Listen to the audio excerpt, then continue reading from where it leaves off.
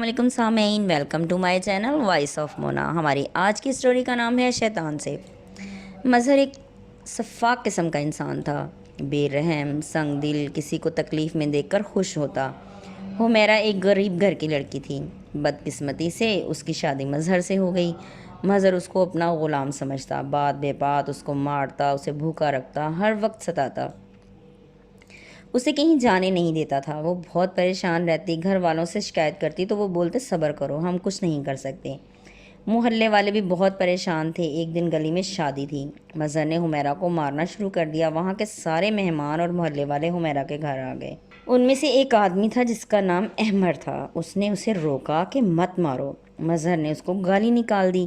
احمر نے پھر مظہر کی خوب پٹائی کی۔ اس نے اسے تسلی دی کہ تم چپ کر جاؤ۔ مظہر کو مارا۔ بارات کے ساتھ کافی لوگ تھے، سب نے تسلی دی۔ مظہر کو احمر مارے جا رہا تھا۔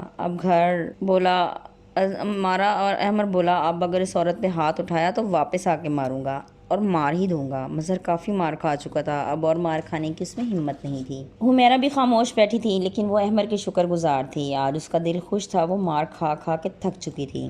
احمر نے پانی کا گلاس لا کر حمیرہ کو دیا اور کہا تم کمزور نہیں ہو، اپنے اوپر آئندہ کسی کو ہاتھ نہیں اٹھانے دینا، تم خود اسے ہاتھ اٹھانے دیتی ہو۔ حمیرہ پھوٹ پھوٹ کر رو دی۔ احمر نے اسے رونے دیا۔ وہ کافی دیر روتی رہی، پھر چپ کر گئی۔ احمر نے کہا میں خیال اور خبر دونوں رکھوں گا، تم فکر نہیں کرو۔ اب اگر اس نے تمہیں مارا تو اس کے ہاتھ پاؤں توڑ دوں گا۔ مظہر غصے سے دیکھ رہا تھا لیکن بول نہیں رہا تھا۔ اس کو پتہ تھا اگر بولا تو یہ پاگل انسان ہے، پھر مارے گا۔ احمر کافی دیر بیٹھا رہا، پھر چلا گیا۔ حمیرہ کو جیسے ہمت مل گئی۔ اب مظہر خاموش بیٹھا تھا۔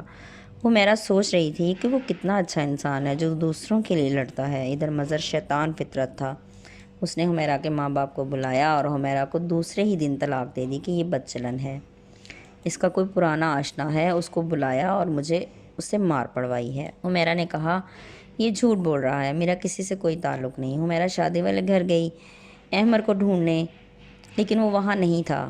اس نے کسی کو ساری بات بتائی، وہ وہاں نہیں تھا۔ اسے بلوایا۔